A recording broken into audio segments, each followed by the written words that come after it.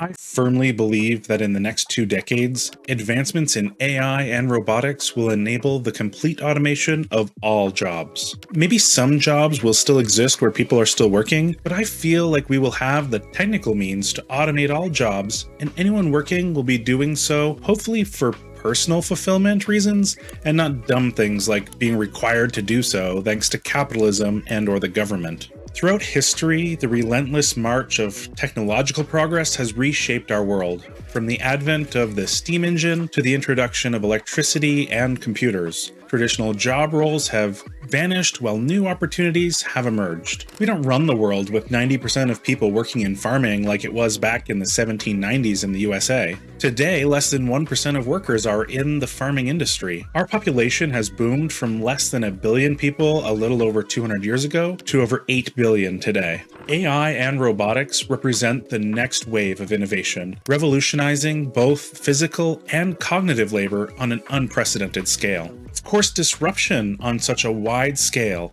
inevitably raises lots of questions. So let's assume that replacing people in companies with robots is inevitable. Following that line of reasoning, what does the world end up looking like? What happens when the jobs of truck drivers, accountants, or even doctors and lawyers get replaced by machines? According to a Gallup poll, 22% of American workers express concerns about technology rendering their jobs obsolete. And while that's a 7% increase over their 2021 survey, I have a feeling research will show that it went up by at least another 7% in 2023 and will probably do the same again in 2024. I still firmly believe that it only exposes a lack of general understanding of the technology that is currently available. You might also be saying that there is no way a machine could take over your job, and unless you are in a very thin niche of jobs that truly can't easily be replaced by thinking machines or robots, then you're likely not being imaginative enough.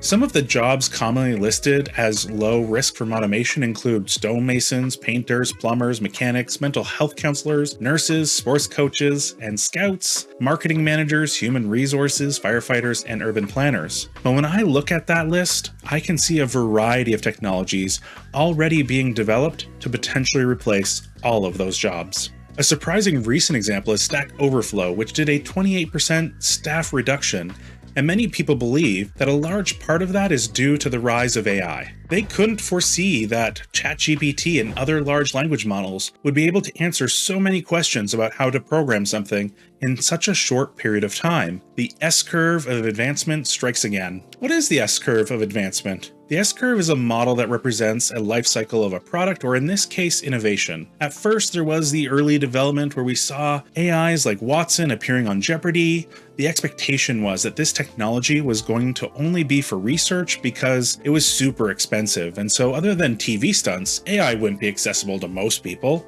During this phase, we also saw the rise of AI assistants like Siri. We started to get used to narrow AI solutions that could let us know about our calendars or text messages, to do search queries through voice, and while they were often lacking in their abilities, this kind of AI was approachable and not too scary when it came to employment.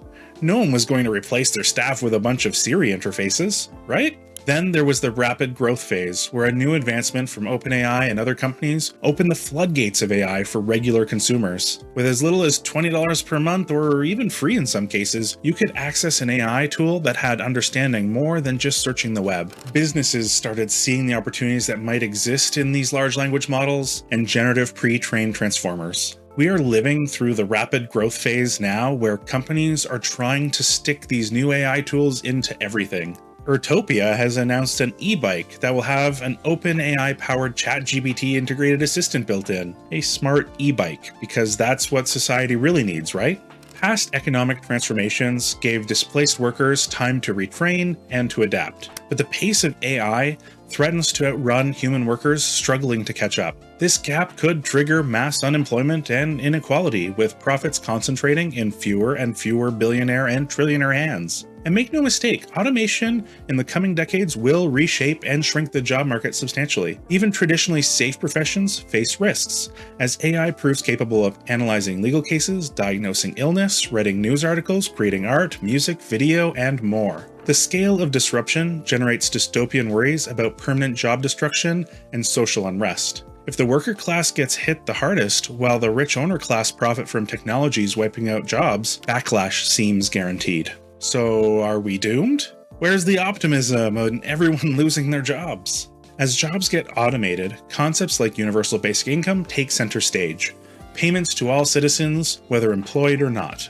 This allows people to meet basic needs even with no traditional job, preventing demand and prosperity from cratering due to unemployment. Funding a generous basic income system would likely demand higher corporate taxes on those profiting most from automation. While not without risks, such reform could promote more equitable distribution of the gains instead of concentrating extreme wealth. And unemployment does not have to mean purposelessness. With material needs met, displaced workers can reskill and transition to newly emerging fields or focus on their own personal growth and interests. Access to improved healthcare, education, and vocational training will smooth these shifts. Online education platforms should expand massively as well to offer free skill development opportunities for all. Volunteering will no longer be something primarily done by the young or retired, but instead be open to anyone that feels called to do so without worry about the financial burden those efforts can currently create on people. Imagine never worrying about finding a way to afford a roof over your head, clothes on your body, fresh water, healthy food,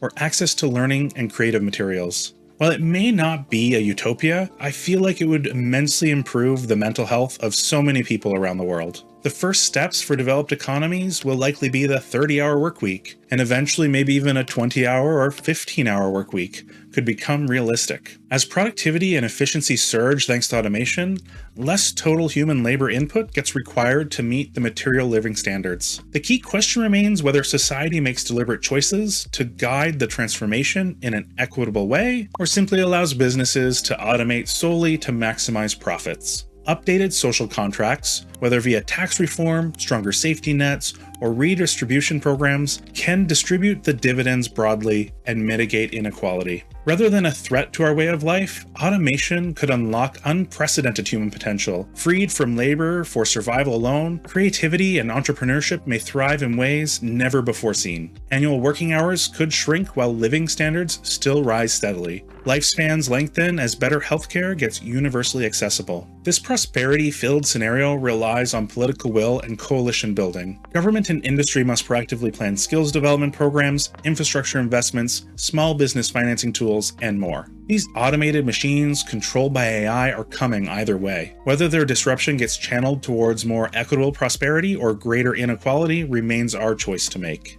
I believe that figuring out a new social contract is super important, second only to managing the effects of climate change, and so the future we get depends on the reform we build starting today.